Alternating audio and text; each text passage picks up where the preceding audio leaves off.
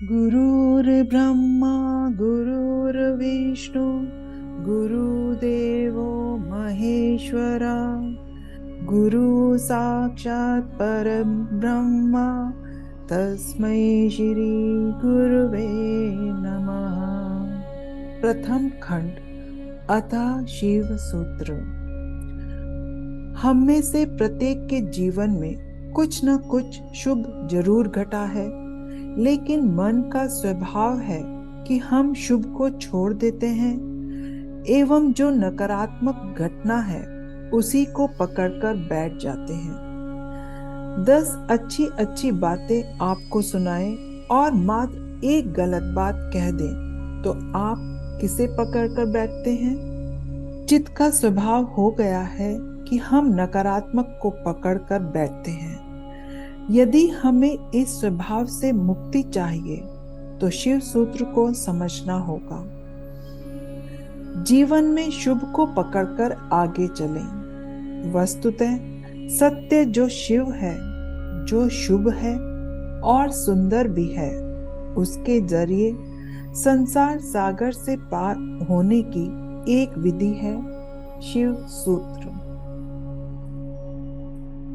सबसे पहला सूत्र है, भगवान शंकर कहते हैं, चैतन्य आत्मा है कि तुम चैतन्य आत्मा को खोजना चाहते हो, लेकिन आत्मा कहीं दूर कोई वस्तु नहीं है। इस सृष्टि में जिससे सब कुछ बना है या पूरी सृष्टि ही जिससे बनी है, वह चैतन्य आत्मा ही है। हमें अपना अनुभव भी उस चैतन्य के द्वारा ही होता है। चैतन्य ही वो शक्ति है जिससे हम स्वयं को जान पाएं। स्वयं को जानने की शक्ति केवल चैतन्य में ही है।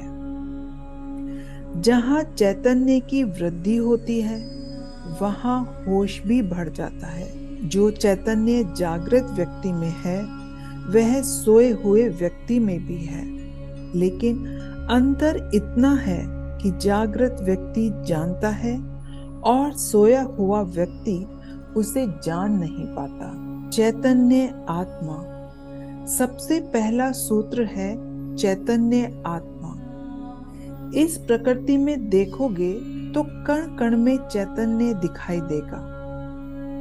कहीं कहीं चैतन्य सोता हुआ है, उसकी अभिव्यक्ति पूर्ण रूप से नहीं हुई है, तो कहीं कहीं उसकी अभिव्यक्ति अधिक है। इतना समझने मात्र से ही व्यक्ति अपने लक्ष्य पर पहुंच सकता है, जो स्व आत्मन आनंद प्रकाश है। आनंद के प्रकाश रूपी हमारी चेतना चैतन्य आत्मा। समस्त साधनाएं, क्रियाएं, यज्ञ, हवन, होम, ध्यान, पुण्य चैतन्यता की वृद्धि के लिए ही है, चेतना को बढ़ाने के लिए है। चेतना को बढ़ाओ तो आत्म साक्षात्कार होने लगेगा कि चैतन्य ही आत्मा है।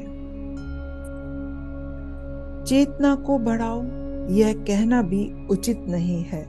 वस्तुतः चेतना न बढ़ती है न घटती है। चेतना तो सर्वत्र व्याप्त है, लेकिन उसके प्रति हमारा ज्ञान बढ़ता है या घटता है, उसकी अनुभूति बढ़ती है या घटती है। अगला सूत्र है ज्ञान दिष्टानम मात्र का।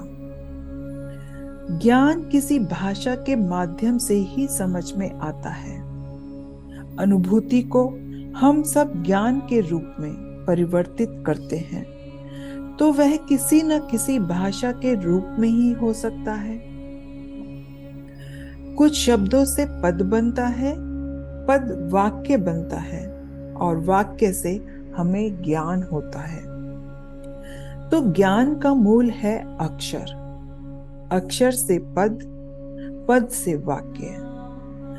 जब कोई चिंता आपको सताती है तो वह चिंता किसी वाक्य या पद के बिना हो ही नहीं सकती, किसी भाषा के बिना आप चिंता कर ही नहीं सकते।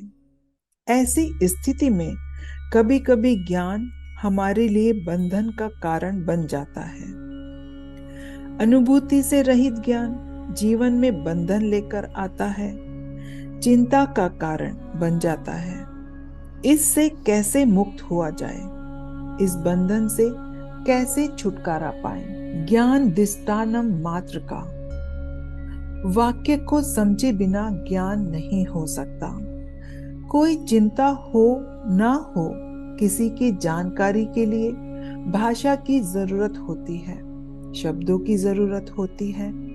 उस वाक्य का भेदन करते हुए वाक्य के भेद से जो अक्षर मिलता है उस अक्षर तक पहुंचे, वही मात्र शक्ति है, वही दैवीय शक्ति है। उसकी सहायता से हम चिंता से मुक्त हो सकते हैं। इसलिए मंत्र को भी कहा है मनना त्रयते इति मंत्रः, जिसे बार बार मन में दोहराने से चिंता रूपी भाषा या वाक्य से मुक्त हो जाएं। यह एक उपाय है। चिंता किसी वाक्य से होती है तो उस वाक्य पर ही मन को केंद्रित करो, उस चिंता को ही लेकर बैठें, उस चिंता को तोड़ते जाएं। जैसे बेटे को नौकरी नहीं मिल रही है, यह एक चिंता है मन में, तो उसी को लेकर बैठें।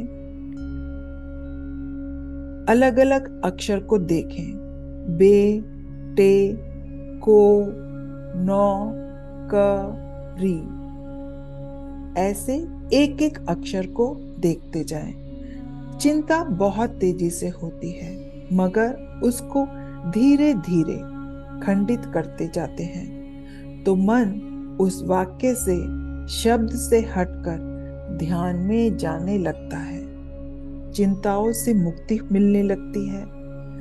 नहीं तो ध्यान के लिए कितनी बार बैठते हैं और चिंता को हटाने की चेष्टा करते हैं, लेकिन वो हटती ही नहीं।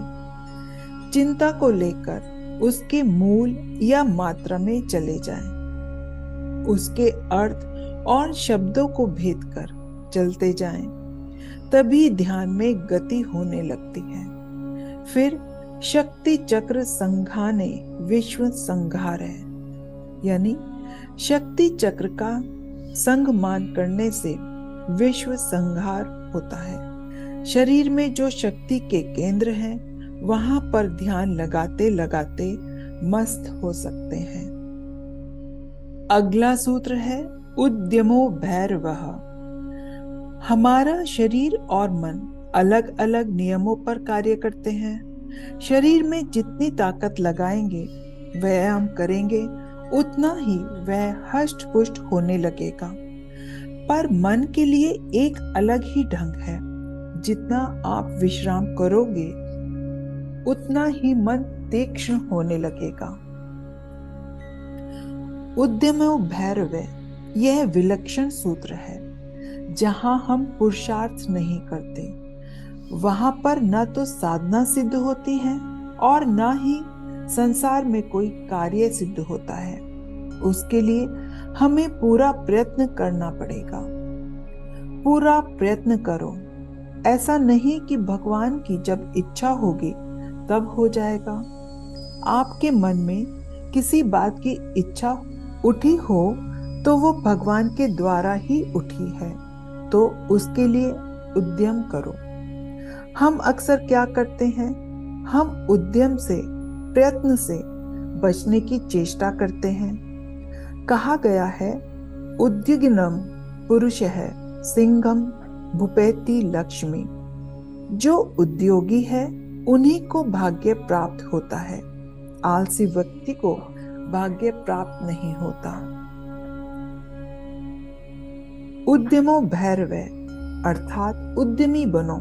जैसे ईश्वर ने उंगलियां दी हैं, परंतु इसका प्रयोग कैसे करना है, यह उद्यम पर निर्भर है। सितार बजाना है तो कैसे बजाएं, उसके लिए एक विशेष प्रकार के अभ्यास की जरूरत है। कंप्यूटर में टाइप करना हो तो उसके लिए भी अभ्यास की जरूरत है। आध्यात्मिक हो या पारमार्थिक कुछ भी कार्य करना हो तो हमें अपना प्रयत्न जारी रखना पड़ेगा। जब हम अपनी चेष्टा करते हैं, पूरी चेष्टा करते हैं, ताकत लगा देते हैं, तो उसके बाद विश्राम के क्षणों में भी समाधि लगती है। आलसी व्यक्ति को कभी समाधि नहीं लग सकती। सेवा, साधना, सत्संग तीनों जरूरी हैं। यदि हमारा ध्यान नहीं लगता है, मन शांत नहीं होता है, तो इसकी वजह है रजोगुण की वृद्धि। रजोगुण को जब हम काम में नहीं लगाते, तब रजोगुण चिंता के रूप में परिणित हो जाता है। उद्यम करो, प्रयत्न करो। कार्यरत रहने से, काम करते रहने से रजोगुण शांत होने लगता है। जो करने का मन है उसे करके शांत हो जाए, और जो नहीं करना है उसको छोड़कर शांत हो जाए। रजोगुण की प्रवृत्ति है कि उसमें पूरा उद्यम लगाने से आदमी सत्व गुण में पहुंच जाता है। इसलिए उद्यमो भैरवः ऐसा कहा गया है। बैठ नहीं पाते हो, मस्ती में डूब नहीं पाते हो, तो उद्यम करो। साधना, सेवा, सत्संग के द्वारा आप पुनः लौटकर अपने स्वभाव में आ सकते हो। स्व आत्मानंद प्रकाश व पुरो, हमारा अपना स्वभाव जो कि आनंद में, ज्ञान में, प्रकाश में है, उसमें टिकने में आसानी होगी। इसलिए जो खाली बैठे रहते हैं उन्हें ध्यान नहीं होता।